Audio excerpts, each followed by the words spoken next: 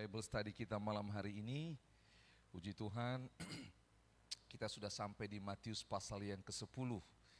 Ya, kita bersyukur sekali bulan ini setelah beberapa waktu kemarin sempat tertunda, kita akan kembali belajar lagi. Semangat belajar firman Tuhan. Bilang kiri kanan, semangat belajar firman Tuhan. Ya. Baik, saudara, seperti yang di dalam flyer itu disebutkan, judulnya itu yaitu apa? Di dalam flyer itu judulnya dibuat yaitu apa? Dipanggil, diperlengkapi, dan diutus. Mari kita belajar sama-sama. Kita baca dulu di Matius pasal yang ke-10. Kalau Lembaga Alkitab Indonesia bernuliskan Yesus memanggil ke-12 rasul. Coba ya. Kita baca dulu ayat 1 sampai 4, saya jelaskan nanti. Ayat 1, Yesus memanggil ke-12 muridnya dan memberi kuasa kepada mereka untuk mengusir roh-roh jahat dan untuk melenyapkan segala penyakit dan segala kelemahan. Inilah nama ke-12 rasul itu. Pertama Simon yang disebut Petrus dan Andreas saudaranya, dan Yakobus anak Zebedeus dan Yohanes saudaranya, Filipus dan Bartolomeus, Thomas dan Matius pemungut cukai, Yakobus anak Alfeus dan Tadeus, Simon orang Zelot dan Yudas Iskariot yang mengkhianati dia. Menarik sekali Bapak Ibu Saudara, firman Tuhan di sini disebutkan bahwa Yesus memanggil ke-12 muridnya. Kita tahu sama-sama bahwa yang memanggil adalah Yesus. Nah, itu sebabnya kalau kita belajar sebelumnya, ada banyak murid daripada Tuhan Yesus. Tetapi di sini ditulis ada 12 murid Yesus. Kalau masuk ke ayat yang kedua disebut inilah nama ke-12 rasul itu. Nah tadi di ayat 1 dikatakan ke-12 murid. Lalu sekarang disebut ke-12 rasul. Ini menarik karena Yesus sudah punya banyak murid pada waktu itu. Tetapi yang menjadi rasul hanya 12 orang. Mengapa? Ini menarik, Matius hanya mencatat yang namanya kata rasul di ayat ini. Nah itu sebabnya kalau hari ini kita belajar firman Tuhan bahwa murid-murid yang dipanggil Yesus itu ada banyak. Tetapi yang menjadi rasul hanya 12. Apa bedanya? Rasul itu adalah orang yang hidup pada zaman Yesus, yang melihat Yesus, tinggal bersama dengan Yesus, yang bersentuhan langsung pada Yesus. Itu sebabnya sekarang ini tidak ada lagi rasul. Memang ada karunia kerasulan, tapi tidak ada lagi rasul. Karena sekali lagi kita harus belajar sama-sama bahwa rasul itu hanyalah orang-orang yang hidup pada zaman Yesus. Nah oleh sebab itu saudara, kalau hari ini saudara pernah lihat di gereja-gereja tertentu di Indonesia atau di luar negeri disebut itu rasul ini gitu loh ya. Nah saudara, ya bagi kita kalau lihat secara alkitabiah sebenarnya itu kurang tepat ya. Tapi kalau orang bergerak dengan karunia kerasulan boleh, tapi nggak harus dipanggil apostol atau nggak harus dipanggil rasul. Contoh Rasul Leo, nggak ada lagi hari ini, ya. Tetapi kalau umpamanya seseorang si X diurapi Tuhan dengan karunia kerasulan, itu ada. Jadi tetap namanya, tapi nggak perlu ditambahkan rasul dia. Nah, kembali di ayat 1 ini dikatakan Yesus memanggil, sama-sama katakan memanggil. Ini menarik, karena yang memanggil di dalam Alkitab siapa yang memanggil dia bertanggung jawab atas orang yang dipanggilnya. Jadi ketika Yesus memanggil ke-12 murid, maka Yesus bertanggung jawab atas mereka. Nah, ketika Yesus memanggil mereka dikatakan lanjutannya adalah dan memberi kuasa kepada mereka. Nah, ini menarik karena kuasa ini adalah perlengkapan yang diberikan Tuhan kepada orang yang dipanggilnya. Tentu ketika dikatakan memberi kuasa kepada mereka, mengapa Yesus bisa memberi kuasa? Karena dia Tuhan. Kalau dia bukan Tuhan, dia nggak bisa beri kuasa. Jadi yang memberi kuasa adalah si empunya kuasa. Itu sebabnya kuasa yang diberikan kepada murid-murid ini melebihi daripada kuasa atau melebihi daripada kemampuan manusia pada waktu itu. Dan semua kuasa ini tidak berbicara tentang hal fisik, tetapi berbicara tentang hal yang ilahi, yang tidak bisa dikerjakan oleh tubuh manusia. Dikatakan di sini kuasanya itu apa? Mengusir roh-roh jahat dan untuk melenyapkan segala penyakit dan segala kelemahan. Saudara, waktu Yesus ngomong ini kepada murid-muridnya, maka apa yang terjadi? Murid-murid pada waktu itu belum mengerti. Karena apa? Karena selama ini mereka hanya melihat Yesus yang membuat mujizat. Mereka berpikir, apa mungkin itu terjadi melalui saya? Karena sebelum-sebelumnya, mujizat di perjanjian lama terjadi melalui para nabi. Sementara kita tahu nabi itu adalah orang-orang dari keturunan para imam, gitu loh. Orang-orang yang dikhususkan. Dan mereka ini bukan orang-orang yang dari bait suci. Mereka ini semua tidak ada orang-orang dari bait suci. Semua mereka ini di luar dari bait suci. Nama-nama mereka seperti Simon yang disebut Petrus, Andreas dan saudaranya Yakobus. Mereka ini kebanyakan orang-orang dari luar bait suci yang punya pekerjaan sebagai nelayan. Bahkan ada Matius pemungut cukai disebut di sana. Kita tahu sama-sama. Itu sebabnya, saudara, waktu ayat ini ditulis, pasti murid-murid pada waktu itu nggak pede. Mereka nggak akan yakin bahwa ini bisa terjadi. Karena kami bukan orang yang tumbuh dan besar di bait suci. Kami tidak memilih jalur rohani, tapi kami memilih jalur sekuler untuk melayani Tuhan. Dan melalui jalur sekuler nggak akan ada mujizat, nggak akan bisa ngusir roh jahat, nggak akan bisa melenyapkan penyakit dan kelemahan. Tidak pernah ada.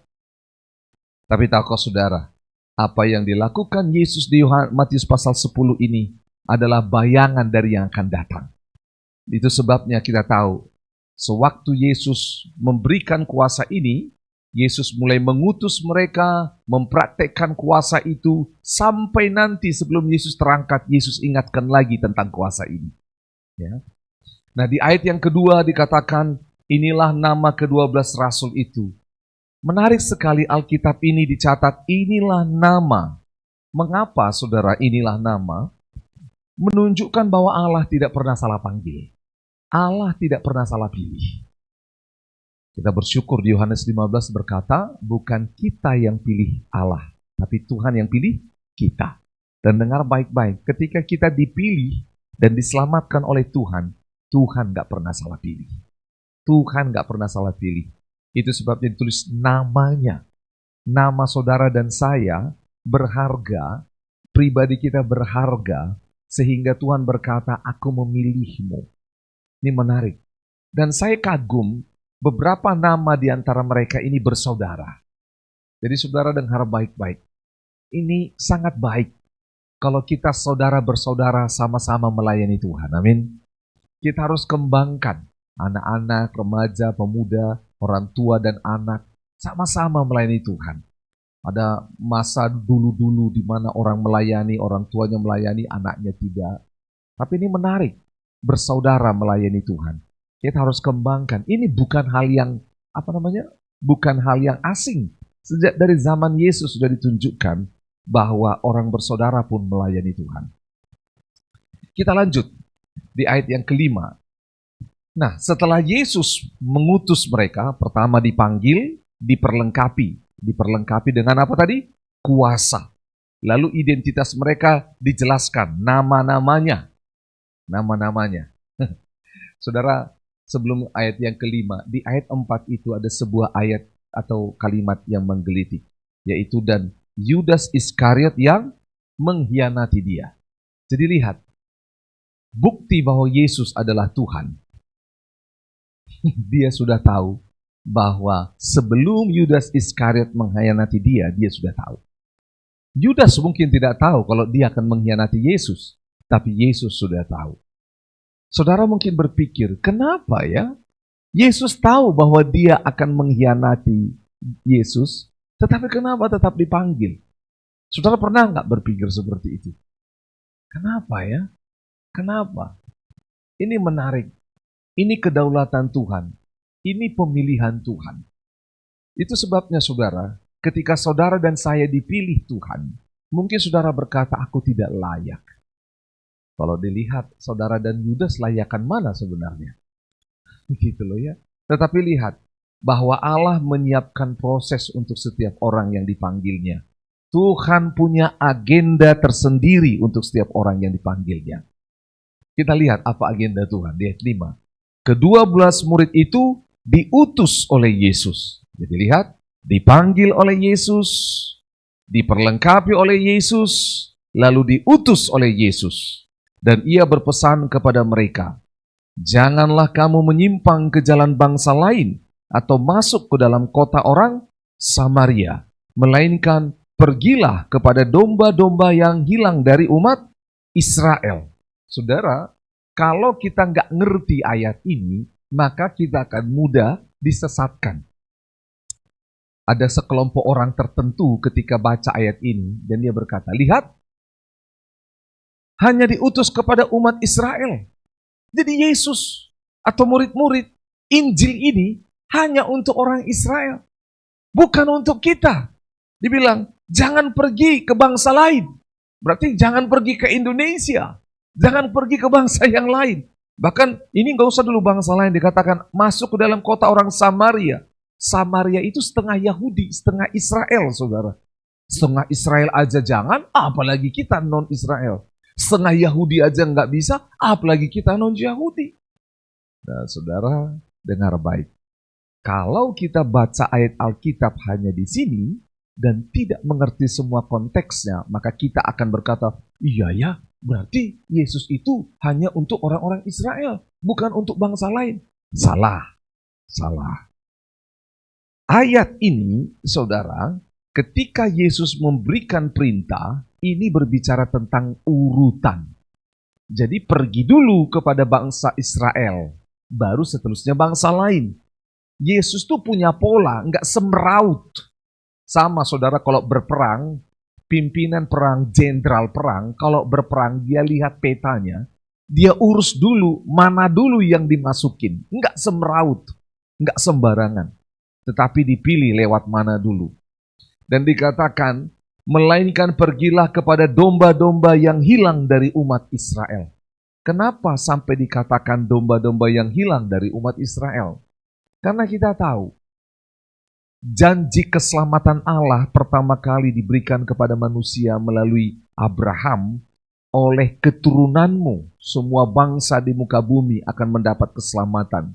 Keturunan inilah yang disebut, kita tahu, dari Abraham punya anak namanya Ishak, dari Ishak punya anak namanya Yakub, Yakub punya 13 anak, 12 laki-laki, dan inilah yang disebut dengan Israel. Namun apa yang terjadi? Israel ini tidak mengikuti yang namanya jalur atau menerima janji keselamatan yang berasal daripada yang diberikan kepada nenek moyang mereka, Abraham. Ketika Yesus datang di muka bumi ini, sebagai yang dikatakan oleh keturunanmu.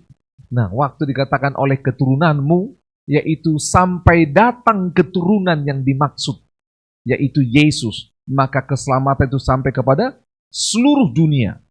Nah, bangsa Israel sampai hari ini belum menerima yang namanya Yesus itu sebagai Mesias.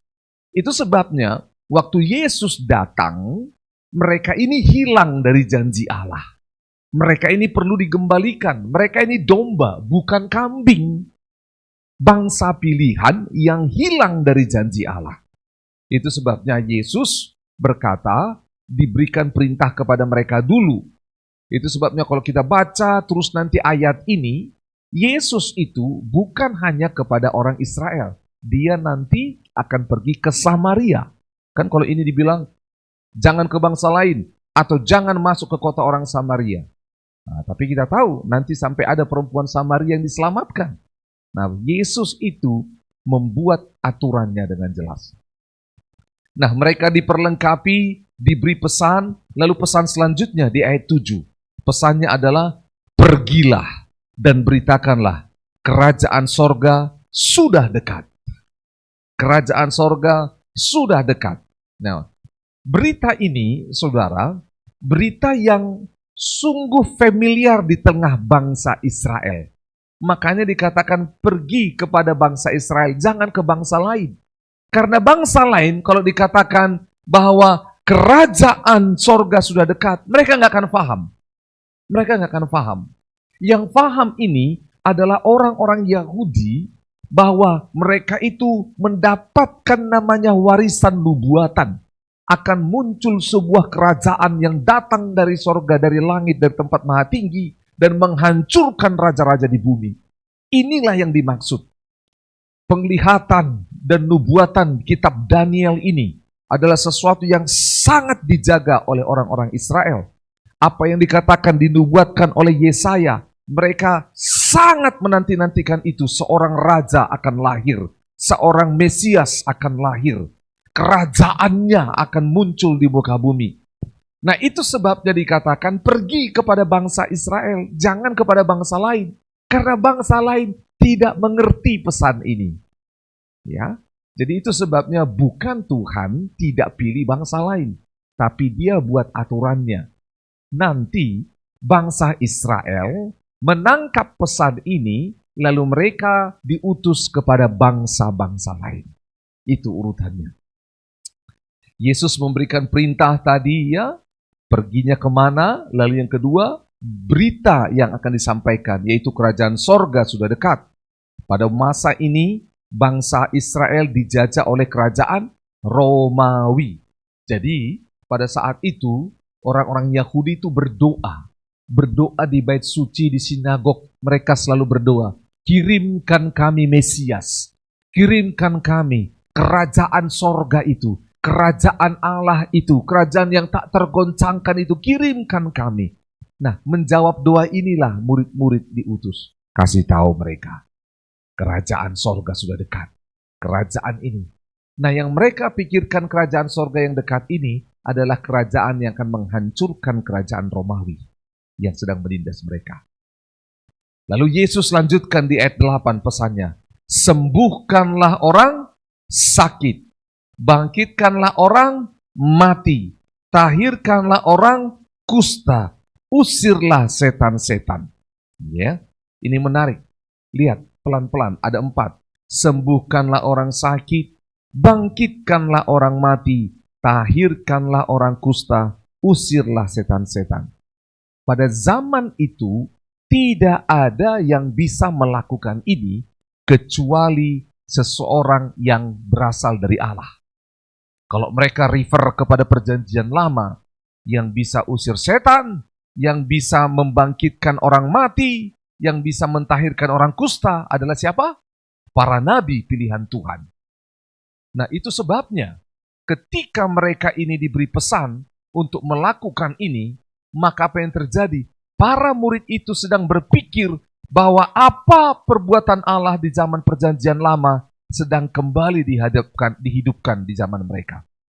Lanjut dikatakan, kamu telah memperolehnya dengan apa? Cuma-cuma. Karena itu berikanlah pula dengan cuma-cuma. Nah, kamu telah memperolehnya dengan cuma-cuma. Karena itu berikanlah pula dengan cuma-cuma. Nah, saudara, mungkin saudara pikir, apa maksudnya ini? Saudara tahu, hal ini sangat jelas. Mengapa? Karena Tuhan tahu, untuk mendapatkan kesembuhan itu mahal. Untuk mentahirkan orang kusta, gak ada tabib yang bisa menyembuhkan. Saudara, itu sebabnya, kalau itu terjadi, ada kecenderungan yang namanya penyalahgunaan kekuasaan itu, yaitu dengan yang namanya uang. Karena semua hal ini sebelumnya adalah pekerjaan daripada yang namanya dokter, dan untuk berobat itu butuh uang. Tapi Yesus berkata, lakukan dengan cuma-cuma, berikan dengan cuma-cuma. Ini menarik, nanti akan ada paradoksnya. Kalau dibilang diberikan dengan cuma-cuma, apakah para murid itu bisa menerima imbalan dari pelayanan mereka? Coba kita cek ayat 9. Janganlah kamu membawa apa? Emas, maksudnya diri sendiri ya, atau perak, atau tembaga dalam ikat pinggangmu. Janganlah kamu membawa apa? bekal dalam perjalanan. Janganlah kamu membawa baju 2 helai, kasut atau tongkat, sebab seorang pekerja patut mendapat upahnya. Lihat ya, dikatakan seorang pekerja patut mendapat upahnya. Nah, tadi di ayat 8 dikatakan, kamu memperolehnya dengan cuma-cuma. Karena itu berikanlah dengan cuma-cuma. Sementara di ayat yang ke-10 dikatakan, seorang pekerja patut mendapat upahnya. Nah, di sini kita harus pahami. Saudara, dalam kita melayani Tuhan, sama seperti para murid ini melayani Tuhan, ada 2 hal yang harus dimengerti. Yang pertama, bahwa yang mengutus itu yang akan bertanggung jawab terhadap orang yang diutus. Bukan hanya tentang pekerjaannya, namun tentang penghidupannya. Sama, seperti ada duta besar Indonesia di Australia. Maka duta besar di Australia itu tentang penghidupannya yang tanggung jawab bukan dia, tetapi pemerintahan Indonesia yang mengirimnya. Nah sama, murid-murid ini diutus oleh siapa? Yesus. Maka yang bertanggung jawab untuk penghidupan mereka adalah Yesus itu. Itu sebabnya Tuhan punya cara, punya mujizat untuk mencukupkan kebutuhan mereka. Yang kedua, kan mereka nggak bisa bawa emas, bawa perak, tembaga, nggak bawa bekal. Loh, terus gimana makan minumnya, baju dan semuanya? Dikatakan, terus sebab seorang pekerja patut mendapat upahnya. Saudara tahu bahwa ketika mereka melayani, Tuhan akan bukakan pintu berkat untuk mensuplai kebutuhan mereka. Tapi jangan jadikan kuasa kesembuhan mujizat itu menjadi jalan cara untuk kita mencari uang. Itu maksudnya. Ada orang kan, jadi kalau mau didoakan setor sekian. Nah itu salah, itu dosa. Tetapi kalau ada orang setelah kita mendoakan, mujizat terjadi atau tidak terjadi, dia bersyukur, dia memberi kepada Tuhan, itu upah kita. Karena apa? Kalau saudara lihat, turun ke bawah. Lihat ya, ayat 11. Apabila kamu masuk ke kota atau desa, jelas ini ya arahnya, kota atau desa. Carilah di situ seorang yang layak, dan tinggallah padanya sampai kamu berangkat. Saudara dengar baik-baik. Ayat ini bagi seorang yang namanya murid dari suku bangsa orang Yahudi, dia paham. Tapi non-Yahudi susah ini. Karena orang Yahudi punya budaya. Budaya untuk menerima yang namanya orang asing. Peziarah. Itu budaya orang Yahudi. Budaya ini mulai dari zaman Abraham. Masih ingat ketika Abraham, dia sedang ada di rumahnya, tiba-tiba ada orang yang lewat. Dan ternyata itu adalah malaikat Allah. Bahkan disebut versi yang lain itu, dia katakan malaikat Tuhan. Kalau malaikat Tuhan dalam huruf besar dalam perjanjian lama, itu teofani, yaitu penampakan Kristus di perjanjian lama. Jadi, apa yang dilakukan oleh Abraham? Wah, dia siapkan makanan buat mereka. Jadi ini budaya orang Yahudi. Jadi kalau ada seorang asing yang lalu di antara mereka, sesama orang Yahudi, mereka akan dipanggil, singgah di rumahnya. Ingat baik-baik di awal tadi, makanya dikatakan oleh Yesus, pergi kemana? Ke bangsa Israel. Kalau bangsa lain nggak punya budaya ini. Jadi paham ya? Bangsa lain nggak punya budaya ini. Itu sebabnya ketika kamu masuk ke kota atau desa, carilah di situ seorang yang layak. Tinggallah padanya sampai kamu berangkat. Saudara masih ingat Elisa, apa yang terjadi ketika dia jalan ke satu kota, yaitu Sunem. Tuhan sediakan di sana siapa? Seorang janda. Dia tahu ini nabi, ini mewakili Allah, ini pekerja Allah. Artinya Allah sudah siapkan orang-orang di kota dan di desa untuk menghidupi atau melanjutkan karya Allah. Percaya. Sama-sama bilang percaya. Saudara, itu sebabnya kalau saudara di dalam Tuhan, mengerjakan semuanya, diutus Tuhan. Percaya bahwa Tuhan sudah siapkan. Percaya. Saya cerita sedikit sebelum lanjut. Satu kali kami 4 malam di sebuah pulau. Di sebuah pulau, saya dan tim tidak mengenal, ada satu orang yang kami kenal di pulau itu. Lalu kami pergi ke satu daerah, kami tidak kenal orang di situ. Jadi kami hanya kenal teman ini. Saudara tahu ayat ini benar, yaitu carilah di situ seorang yang layak, tinggallah padanya sampai kamu berangkat. Kami coba ayat ini. Kami nggak nginap di hotel. Yaitu kami cari, Tuhan, kami masuk ke pulau ini. Engkau yang mengutus kami ke sini. Siapa orang yang kau siapkan untuk kami bisa tinggal? Saudara tahu ini menarik sekali.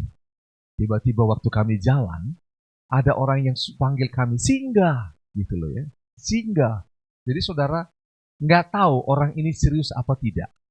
Tapi saya langsung tanggapi itu serius. Oh iya, singgah. Saya langsung masuk di rumahnya, orangnya kaget, gitu kan ya. Mungkin dia pikir dia main-main, suaminya kan rumah-rumah di desa itu kan apa namanya ada kaki-kakinya ya, gitu loh. Jadi di terasnya dia duduk, dia lewat kami, singgah Pak, katanya kan.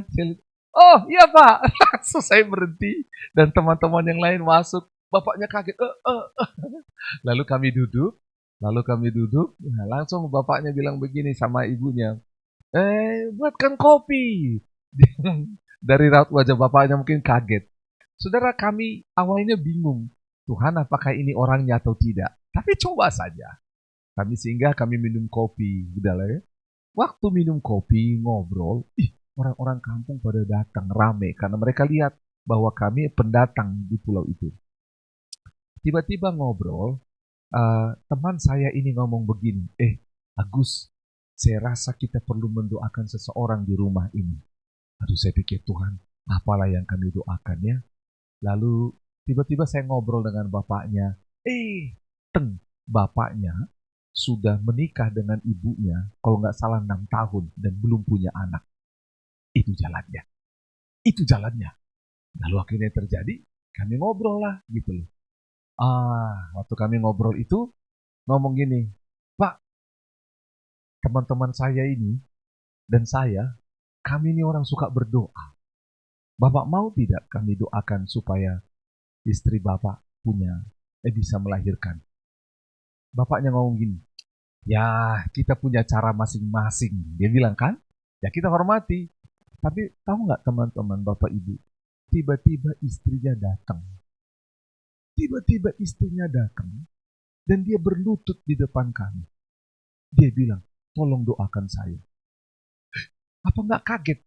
Suaminya kaget, kita juga kaget. Gitu. Kan banyak orang. Gitu loh.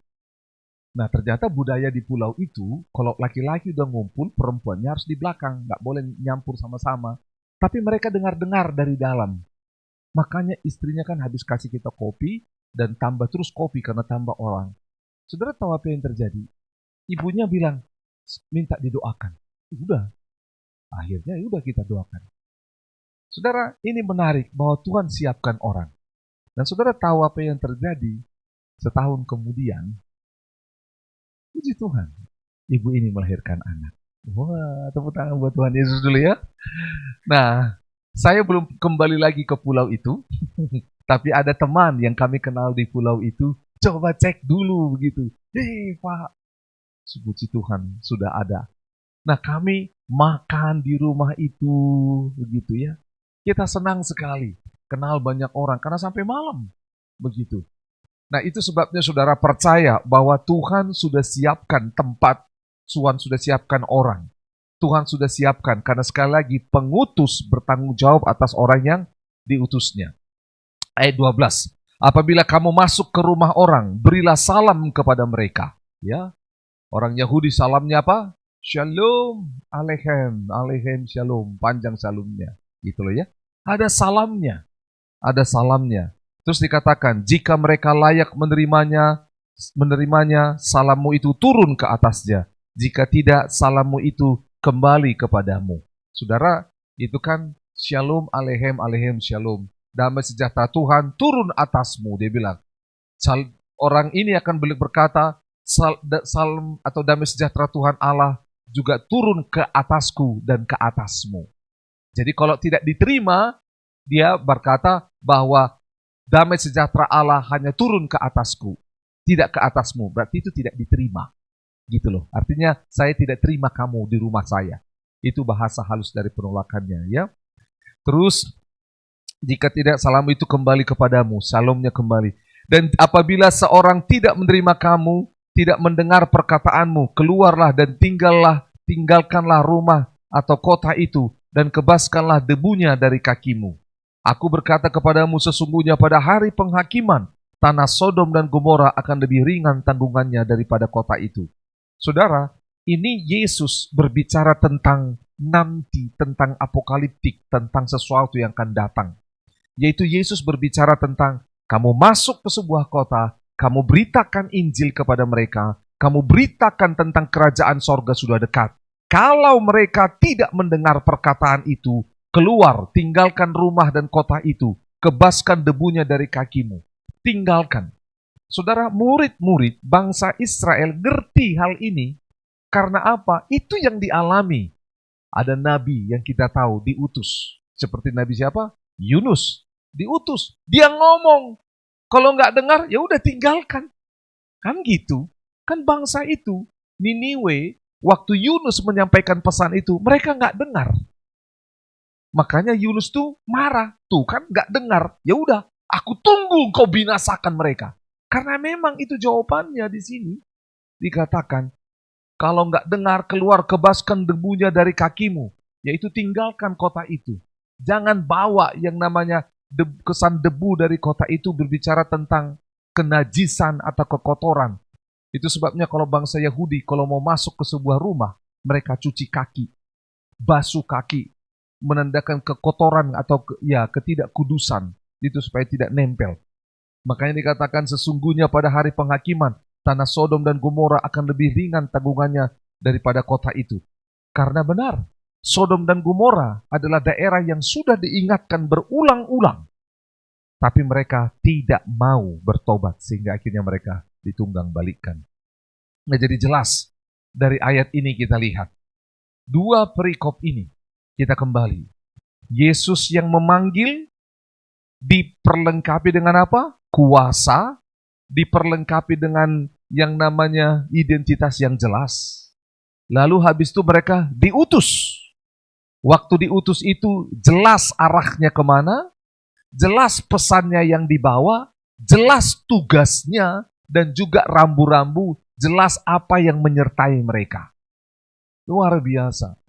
Itu sebabnya Bapak Ibu Saudara, kalau ayat ini dibawa hidup ke zaman kita hari ini, ketika kita diutus Tuhan di kantor, di sekolah, di tempat kita tinggal, alangkah baiknya kalau kita berdoa kepada Tuhan. Tuhan, Engkau mengutus aku di tempat sekolahku, di kantorku, di tempat kuliahku. Tuhan, untuk apa? Apa berita yang aku bawa? Mereka ini kemana-mana beritanya sama. 12 murid ini beritanya sama. Dan mereka percaya pada pekerjaan Tuhan. Itu sebabnya saudara, ini menarik. Karena murid-murid setelah kejadian dari Matius 10 ini, mereka melihat semua yang dikatakan oleh Yesus ini terjadi. Dan dalam Bible Study selanjutnya nanti kita akan lihat. Ya, sambil kita terus, Matius 10, 11, 12, dan selanjutnya. Lanjut, saudara dengar baik-baik. Jadi, sewaktu murid-murid itu diutus, para rasul itu diutus, ini belum pergi mereka, jadi masih instruksi. Kan dikatakan tadi ke tanah orang Israel. Tiba-tiba dari semua pesan rentetan itu, Yesus sambung di ayat yang 16 yang membuat murid-murid itu tercengang-cengang. Kita baca sama-sama ayat 16. Lihat, aku mengutus kamu seperti apa? Domba ke tengah-tengah serigala. Sebab itu hendaklah kamu apa? Cerdik seperti ular dan tulus seperti merpati. Ini menarik sekali. Tadi kan dibilang kita diutus kemana? Ke orang Israel. Tiba-tiba dikatakan, kamu itu seperti domba di tengah-tengah serigala. Saudara tahu, sewaktu Yesus sampaikan ini, saya sangat yakin murid-murid itu punya rasa gentar, rasa takut. Karena Yesus yang mengutus mereka ini adalah Tuhan yang gak akan mungkin berbohong. Dan semua perkataannya pasti terjadi. Jadi kalau dibilang, aku akan mengutus kamu seperti domba ke tengah-tengah serigala. Mereka sudah membayangkan bahwa mereka ini apa? Akan menjadi santapan daripada serigala. Tapi saudara, Yesus sedang berbicara kepada murid-murid itu. Supaya apa? Yang pertama, supaya murid-murid ini, engkau diutus oleh Tuhan, tetapi kamu juga harus hidup apa? Cerdik seperti ular dan tulus seperti merpati. Saudara, supaya murid-murid tidak salah menggunakan kuasa, murid-murid punya etika, murid-murid peka dengan semua yang terjadi. Dan di atas semuanya, karena dia tahu dia domba, dia nggak bisa lawan serigala, dia bergantung kepada Sang Gembala. Itu tujuannya. Bukan untuk melemahkan, tetapi untuk membuat murid-murid bergantung kepada Sang Gembala. Saudara, kalau mereka domba dengan kuasa yang di atas, serigala pun sebenarnya pasti takut, betul tidak? Saya domba, tapi diberikan kuasa membangkitkan orang mati. Diberikan kuasa untuk menyembuhkan orang sakit. Diberikan kuasa menyembuhkan orang kusta. Bahkan diberikan kuasa, dikatakan ini, mengusir setan. Maka apa yang terjadi?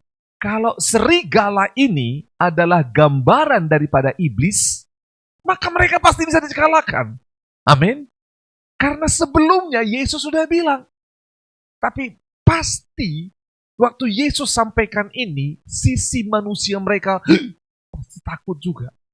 Itu sebabnya Yesus berkata, cerdik seperti ular, tulus seperti merpati. Kamu harus tahu cara menggunakannya. Menggunakan kuasa itu. Kamu harus bergantung kepada Sang Gembala. Karena kamu domba. Karena saudara, ada kecenderungan orang-orang yang diberikan kuasa tidak bisa mengendalikannya dengan baik. Maka dia akan menyalahgunakannya. Ya. Bangsa kita terlihat ada banyak orang yang tidak siap ketika diberikan kuasa. Tidak siap ketika diberikan uang, tidak siap ketika diberikan fasilitas dan jabatan. Disalahgunakan. Banyak orang tidak siap. Itu sebabnya Yesus berkata, domba di tengah serigala, supaya bergantung kepada Sang Gembala Agung. Dan dia mengelola semua pemberian Tuhan dengan baik. Ayat 17. Tetapi waspadalah terhadap semua orang, karena ada yang akan menyerahkan kamu kepada majelis agama, dan mereka akan menyesah kamu di rumah ibadatnya. Loh, lihat, saudara dengar baik-baik. Di ayat yang ke-16 itu, berbicara tentang peperangan rohani yang diwakili oleh setan-setan. Di ayat yang ke-17, ini mewakili peperangan fisik. Secara khusus adalah roh agamawi. Yaitu mereka akan ditangkap dan disesah, dibuat di dalam rumah ibadatnya. Saudara dengar, sekali lagi, kita tahu sama-sama, saya sudah jelaskan di awal, para murid ini, para rasul ini adalah bukan dari golongan orang yang lahir dan besar di bait suci, tapi di luar bait suci. Sehingga dikatakan kamu akan diserahkan kepada majelis agama, dan mereka akan menyesah kamu di rumah ibadatnya. Bagi mereka itu akan berkata, wajar. Karena memang kami tidak ditetapkan untuk melakukan hal ini sesuai dengan budaya hukum Taurat. Tapi Yesus sudah memperingatkan mereka. Lihat ya, diperingatkan. Nanti kita lihat mengapa diperingatkan. 18. Dan karena aku, nah ini dia. Karena aku, kamu akan apa? Digiring ke muka penguasa-penguasa dan raja-raja sebagai suatu apa? Kesaksian bagi mereka dan bagi orang-orang yang tidak mengenal Allah. Saya baca dulu. Apabila mereka menyerahkan kamu, janganlah kamu khawatir akan bagaimana dan akan apa yang harus kamu katakan. Karena semuanya itu akan apa? Dikaruniakan kepadamu pada saat itu juga. Lanjut dulu. Karena bukan kamu yang berkata-kata, melainkan apa? Roh Bapamu. Dia yang akan berkata-kata di dalam kamu. Jadi lihat. Itu sebabnya di ayat 16 dikatakan cerdik seperti ular, tulus seperti merpati. Karena di ayat 17 yang akan mereka lawan selanjutnya adalah orang-orang dari kalangan agamawi. Orang-orang kalangan agamawi ini orang-orang cerdas. Tapi mereka nggak tulus dalam kebenaran. Nah, murid-murid ini akan bisa menang dengan semua ini. Ada kata kuncinya di ayat 18. Dan karena siapa? Aku. Karena Yesus. Jadi, karena Yesus. Itu sebabnya lihat. Setelah kita lompat di kisah para rasul. Petrus ketika ditangkap. Maka apa yang terjadi? Dia nggak pernah ngomong tentang dirinya. Dia ngomong tentang siapa? Yesus. Karena pakai ayat ini. Karena aku. Karena Yesuslah Petrus ditangkap. Karena Yesuslah Petrus dipenjara.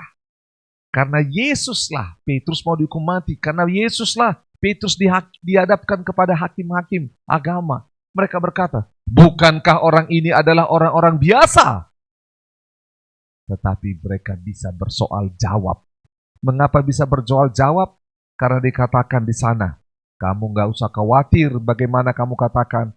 Karena Tuhan akan karuniakan pada saat itu juga. Saudara, ini menarik. Artinya begini, ada pelajaran yang kita pelajari sama-sama sebelum diutus. Tadi kan Yesus ajar, contoh ya. Yang Yesus ajar tadi apa? Sebelum diutus. Kamu pergi ke tengah bangsa Israel. Jangan ke bangsa lain. Jangan ke orang Samaria. Pesannya ini, beritakan kerajaan Allah. Oke, ya udah. Kuasa ini menyertaimu. Sembuhkan orang sakit, bangkitkan orang mati, sembuhkan orang kusta, usir setan. Oke. Nah, aku berikan kuasa itu cuma-cuma, dan juga kamu berikan cuma-cuma. Baik Tuhan. Oke, sekarang pelajarannya lagi. Jangan bawa makanan, jangan pakai sepatu, jangan bawa baju 2 helai, jangan bawa perak, jangan bawa ini. Terus gimana Tuhan? Nanti aku akan pelihara. Akan ada orang di kota dan di desa. Kamu ngomong salam pada dia, salammu turun, tinggal di rumah itu. Kamu akan dipelihara. Lanjut. Kamu pergi kota dan desa dan ini. Itu pelajaran sebelum diutus. Nah, waktu diutus, akan ada masalah. Akan ada masalah. Itu sebabnya dikatakan domba di tengah serigala. Yaitu domba yang bergantung kepada gembalanya. Waktu ditanya-tanya, mereka nggak tahu jawabnya. Maka dikatakan, pada saat itu juga, apa yang harus kamu katakan, aku berikan kepadamu. Ayat 20. Karena bukan kamu yang berkata-kata, melainkan apa? Roh Bapamu. Jadi roh Bapa itu, dia yang akan berkata-kata di dalam kita. Hanya orang yang tulus seperti merpati, yang bisa dihinggapi oleh roh Allah. Dan Allah memakai dia untuk berkata-kata. Kalau dia tidak tulus, dan membuat itu menjadi agenda dia, bukan agenda Tuhan, maka roh Allah tidak akan berkata-kata lewat dirinya. Menarik ya? Lanjut ayat 21. Orang akan menyerahkan saudaranya untuk dibunuh. Demikian juga seorang ayah akan anaknya. Dan anak-anak akan memberontak terhadap orang tuanya dan akan membunuh mereka. 22. Dan kamu akan dibenci semua orang oleh karena namaku, tetapi orang yang bertahan sampai pada kesudahannya akan selamat. Saudara, ini lihat apa yang terjadi. Di akhir zaman, penyesatan akan terjadi, yaitu menyerahkan saudaranya untuk dibunuh dan semuanya. Ini akan terjadi. Dan karena nama Yesus, orang-orang yang pro atau hidup kepada Yesus itu, mereka akan dibenci. Dan kalau saudara alami hari ini, engkau bekerja dan menghidupi iman kepada Yesus, tetapi engkau dibenci, dengar baik-baik. 2000 tahun yang lalu Yesus sudah ngomong. Ya, jadi kalau saudara kau merasa dibenci oleh orang-orang yang tidak ikut kebenaran Yesus, dengar baik-baik. Saudara bilang gini, old, itu sudah lama. Jadi tenangkan hatimu. Sebelum itu terjadi, Yesus sudah beritakan. Dikatakan, ini yang dikatakan pembelajarannya. Ya, apabila mereka menganiaya kamu dalam kota yang satu, larilah ke kota yang lain. Maka yang dikatakan cerdik seperti ular. Nah ini ya, karena aku berkata kepadamu, sesungguhnya sebelum kamu selesai mengunjungi kota-kota Israel, Anak Manusia sudah datang. Oh, apa maksudnya itu? Saudara, kan mereka diutus ke berbagai kota. Nah, Anak Manusia akan datang, ini maksudnya adalah Yesus disalibkan. Karena waktu Yesus mati di kayu salib, disitulah mereka dan semua orang tahu bahwa Dia adalah Anak Allah. Maka apa yang terjadi? Saudara, dikatakan di sini Anak Manusia sudah datang. Sekali lagi saudara, terminologi anak manusia hanya dimengerti oleh orang-orang Yahudi pada zaman itu. Itu sebabnya kalau orang gak baca Alkitab dengan baik, dia akan bilang, tuh kan, Yesus saja bilang dia anak manusia. Memang, karena Yesus memang anak manusia. Dia ini anak manusia yang dinubuatkan. Perkataan anak manusia ini ada di kitab Yesaya, ada di kitab Mazmur, dan ada di kitab Daniel. Dikatakan anak manusia. Makanya huruf besar anak manusia. Itu bicara tentang nubuatan sang Mesias.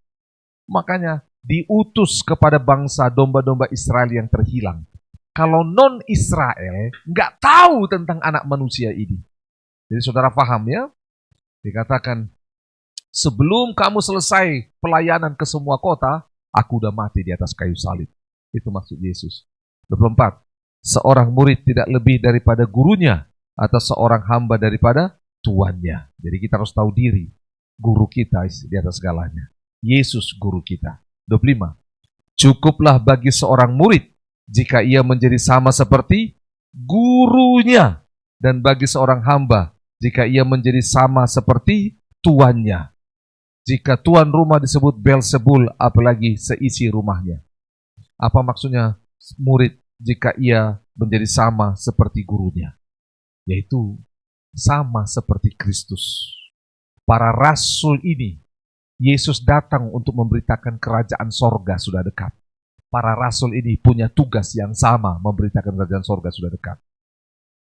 Yesus menyembuhkan orang sakit, menyembuhkan orang kusta, membangkitkan orang mati, dan juga mengusir setan-setan. Murid-murid juga sama melakukannya. Itu ya. Itu yang dilakukan. Murid sama dengan gurunya. Bahkan kita tahu sama-sama, kalau lanjut, di dalam kitab Roma maupun di kitab Filipi dikatakan, kita menjadi sama dengan kematiannya, sama dengan penderitaannya. Makanya lihat murid-murid Yesus semua mati menderita.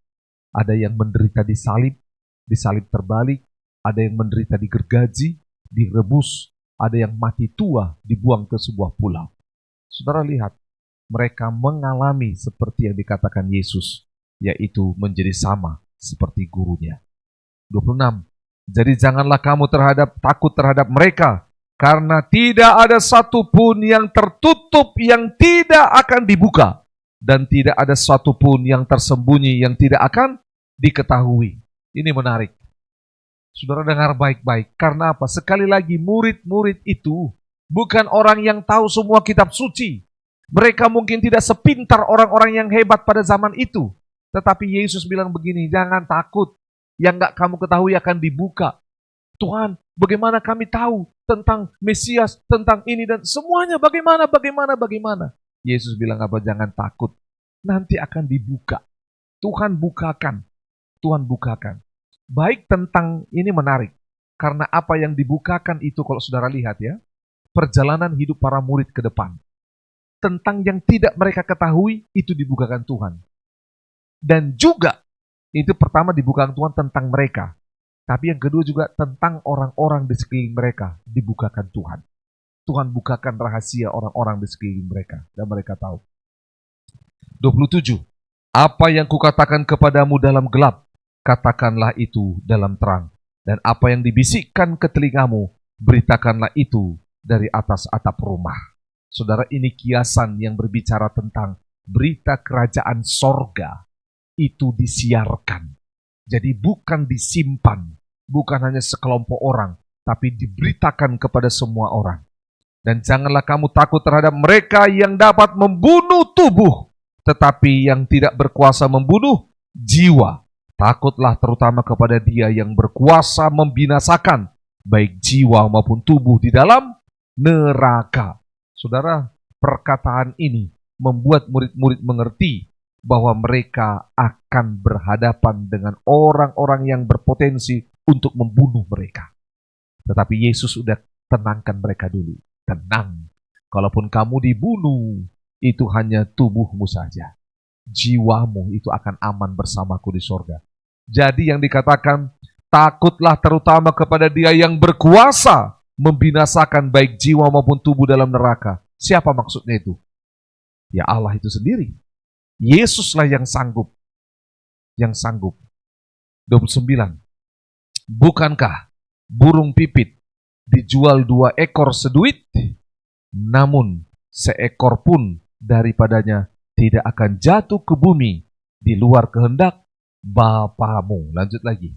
Yesus gunakan analogi-analogi ini untuk menenangkan mereka, membuat mereka mengerti pemeliharaan dan janji penyertaan Tuhan. 30. Dan kamu, rambut kepalamu pun terhitung semuanya. Dengar ya, Yesus gunakan analogi burung pipit yang bisa dilihat di mana-mana. Burung pipit itu murah sekali, saudara. Ya, tapi lihat, murah seperti itu pun dipelihara Tuhan. Rambut, begitu banyaknya rambut mereka. Dan dikatakan di sana, lihat, semuanya dihitung. Ini menunjukkan otoritas keilahian daripada Yesus. Hah? Rambutku dihitung. Jadi murid-murid itu diajak berpikir, aku aja pemilik rambut, tidak tahu jumlahnya rambutku. Kamu tahu, berarti kamu Tuhan. Menunjukkan ketuhanan Yesus. 31. Sebab itu, janganlah kamu apa? Takut. Karena kamu apa? Lebih berharga daripada banyak burung pipit. Lihat, kita lebih berharga. Apa yang tidak berharga dari dunia ini seperti burung pipit, itu aja Tuhan jaga, Tuhan pelihara dan berharga. Apalagi kamu, kata Tuhan. Jadi dengan tugas yang berat ini, Yesus memberikan penghiburan kepada mereka. Kamu berharga. Saudara, banyak orang di dunia ini tidak melihat bahwa Allah memandang hidup mereka berharga. Banyak orang berpikir sistem budak, Tuhan itu tuan, aku hamba. Jadi aku kerja terus buat Dia. Saudara, Yesus berkata berbeda, kamu berharga lebih daripada burung pipit. Gitu loh ya. 32. Setiap orang yang mengakui aku di depan manusia, aku juga akan mengakuinya di depan Bapakku yang di sorga. Tetapi barang siapa menyangkal aku di depan manusia, aku juga akan menyangkalnya di depan Bapakku yang di sorga. Jadi lihat saudara, ini bicara tentang dunia ini dan dunia kerajaan sorga yang diberitakan. Yesus sedang bicara dampaknya. Yaitu kalau umpamanya seseorang menolak aku, maka dia akan ditolak oleh Bapa yang di sorga. Saudara, kalau lihat ayat ini sungguh merupakan yang namanya Yesus itu adalah Tuhan. Kalau Nabi ditolak, saudara, Tuhan belum tentu tolak. Tetapi kalau Yesus ditolak, maka Tuhan itu akan menolak nanti di sorga. Kalau Yesus disangkal, maka nanti di sorga dia juga akan disangkal di depan Bapa di sorga. Nah saudara, Mengapa harus ditutup dengan ayat ini, perikop ini, saudara? Karena begini, kadang-kadang murid-murid atau dibawa kepada kita zaman sekarang, kita stres. Stres karena apa? Aduh, gak bisa mempertobatkan orang. Jangan stres. Jangan. Karena apa? Tuhan yang pilih siapa yang akan mengakui dia dan siapa yang akan menolak dia. Siapa yang akan mengakui dia sebagai Allah Bapa dan siapa yang akan menyangkalnya sebagai Allah Bapa. Jadi Yesus sudah pilih. Jadi Tuhan sedang ngomong gitu kepada murid-muridnya. Nggak usah. Kan waktu dikatakan domba-domba Israel yang terhilang. Kamu ingatkan mereka. Mereka akan ketika diingatkan, mereka akan terus terhilang, mereka tidak akan mendengar, menyangkal dan akan terus terhilang. Tapi ada juga yang terhilang ini ketika diingatkan, mereka mulai mengakui, menerima, tidak menyangkal sehingga akhirnya diakui di hadapan Bapa di sorga. Saudara, itu sebabnya murid-murid ini mereka bergantung kepada Tuhan sehingga akhirnya mereka pekerjaan pemberitaan Injil yang diberikan oleh Yesus kepada murid-murid bisa dikerjakan. Kita lanjut sedikit lagi. 34. Jangan kamu menyangka bahwa aku datang untuk membawa damai di atas bumi. Aku datang bukan untuk membawa damai, melainkan pedang. Sebab aku datang untuk memisahkan orang dari ayahnya, anak perempuan dari ibunya, menantu perempuan dari ibu mertuanya, dan musuh orang ialah orang-orang seisi rumahnya. Barang siapa mengasihi bapa atau ibunya lebih daripadaku, ia tidak layak bagiku. Dan barang siapa mengasihi anaknya laki-laki atau perempuan lebih banyak daripadaku, ia tidak layak bagiku. Nah, saudara, ada orang-orang membaca ayat ini tidak mengerti konteksnya. Sehingga mereka bilang, ngeri sekali Yesus ini. Masa dia bawa pedang sih? Saudara dengar baik-baik. Konteks ayat ini adalah karena Yesus datang membawa pedang yang adalah kebenaran. Kebenaran. Karena dengar baik-baik, waktu Yesus datang, dia datang untuk membawa kebenaran. Kebenaran ini akan menggoncangkan kedamaian yang palsu. Kebenaran Yesus yang sejati ini akan menjadi pedang, akan membuat orang terpisah. Ada yang ikut Yesus, ada yang tidak akan ikut Yesus. Bahkan dikatakan di sini, yaitu keluarga. Orang tua, anak, mantu, pisah.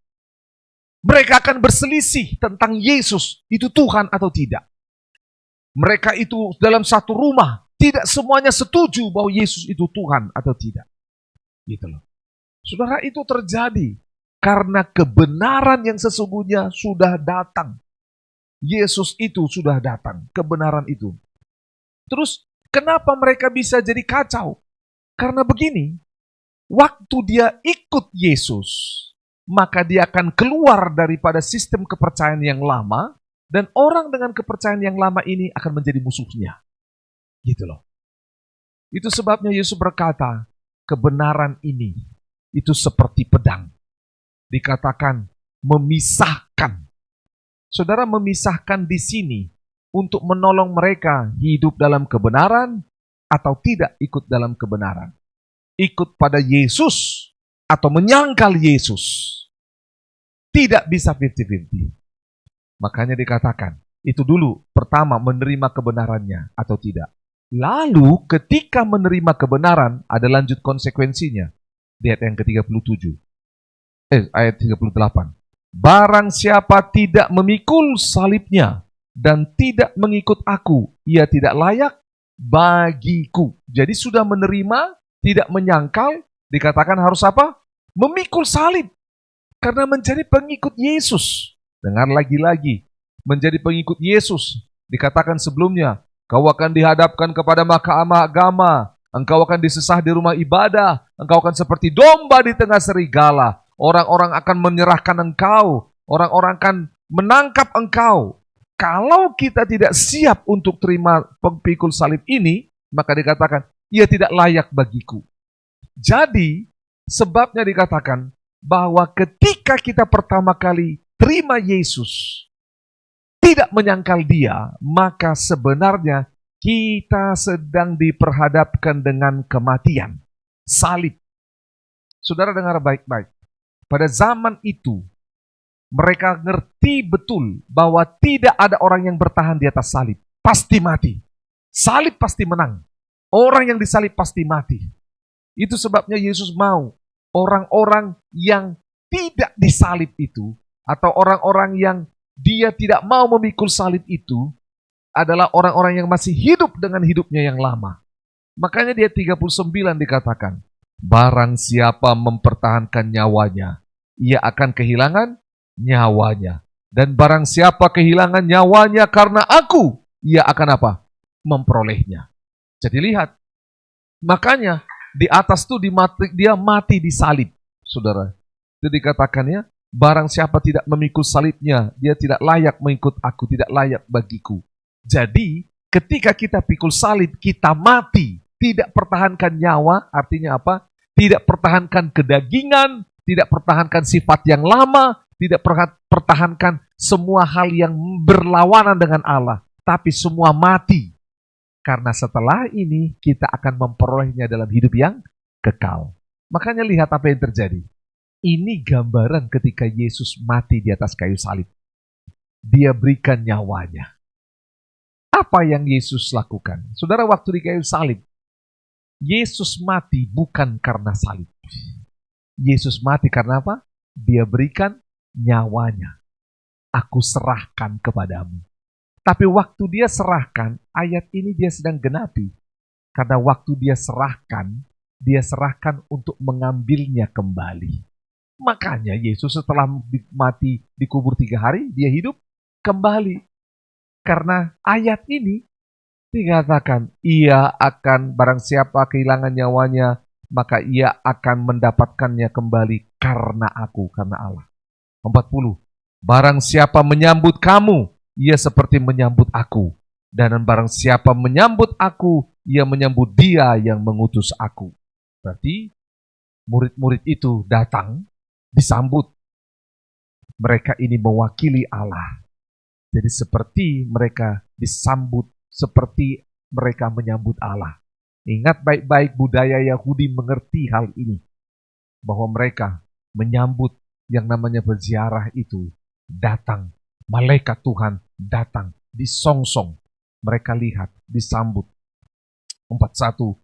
Barang siapa menyambut seorang nabi sebagai nabi, ia akan menerima upah nabi. Dan barang siapa menyambut seorang benar sebagai orang benar, ia akan menerima upah orang benar. Ini menarik, saudara. Masih ingat janda itu, saudara? Apa yang terjadi?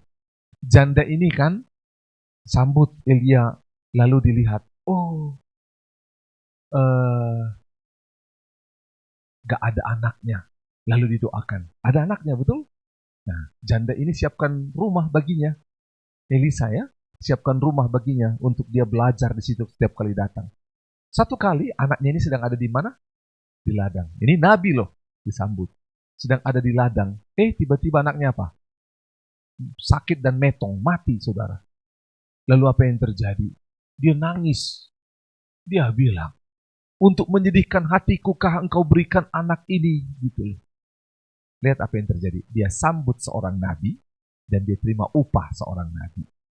Nabi ini memberikan dia anak. Dan ketika anak ini sakit mau mati, nabi ini juga dipakai Tuhan untuk memberikan kesembuhan. Saudara dengar, ayat ini menarik. Dan jangan salah gunakan. Dan jangan disalahgunakan. Yaitu apa? Jangan konteksnya menerima upah.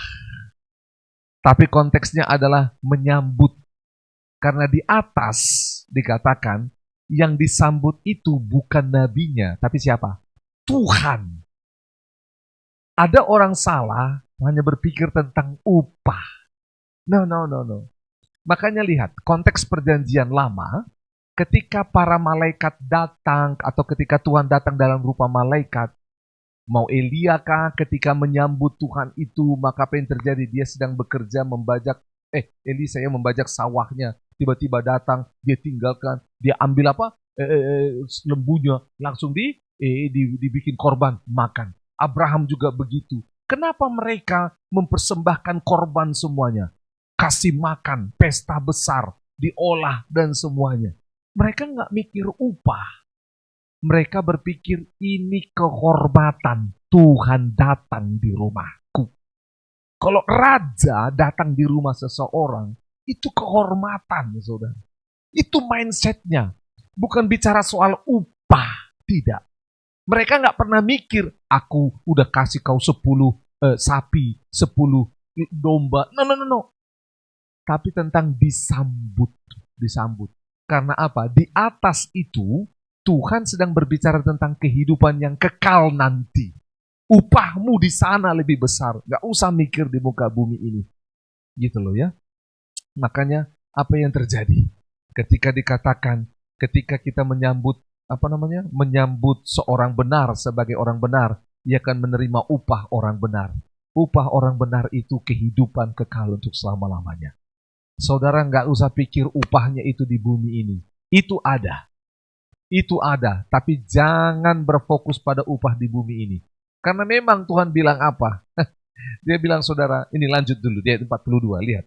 Dan barang siapa memberi air sejuk, secangkir saja pun kepada salah seorang yang kecil ini, karena ia apa?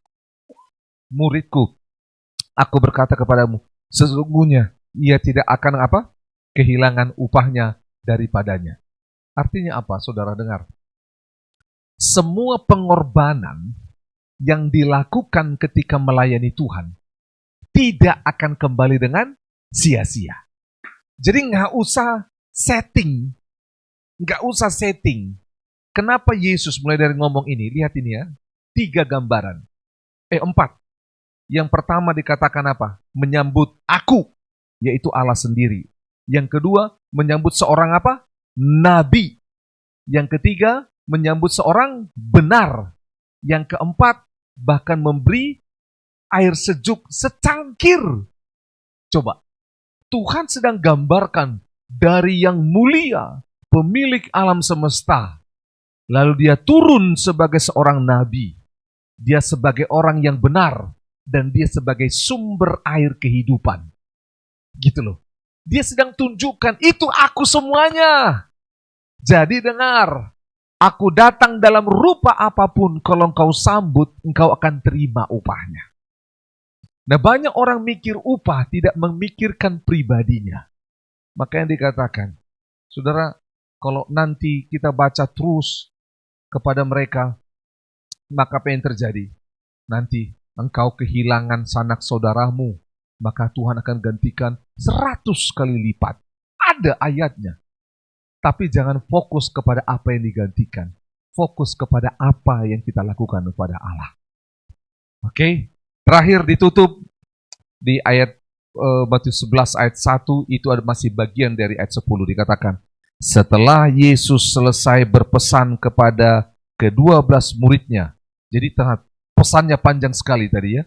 Pesannya itu dari ayat yang ke-5, gitu ya. Yesus, ayat 5, ke-12 murid itu diutus oleh Yesus dan ia berpesan. Wah, pesannya mulai dari ayat 5 sampai ayat 42. Ditutup. Setelah Yesus selesai berpesan kepada ke-12 muridnya, pergilah ia dari sana untuk mengajar dan memberitakan Injil di dalam kota-kota mereka. Jadi lihat, Yesus training mereka, lalu bilang apa? Yuk kita pergi sama-sama. Nah ya, yuk sama-sama. Baru habis itu nanti Yesus akan mengutus mereka ke kota-kota. Yesus akan mengutus mereka berdua-dua. Yesus akan memberikan daerah ini dan itu kepada mereka. Menarik pembelajaran hari ini. Saudara, ada 4 hal yang banyak hal, tapi 4 hal yang saya garis bawahi dari Bible Study hari ini. Judulnya adalah dipilih, diperlengkapi, dan diutus. Ada 4 poin. Yang pertama, bahwa Allah berdaulat di dalam semuanya. Di dalam pemilihan, di dalam memperlengkapi, dan di dalam utusannya.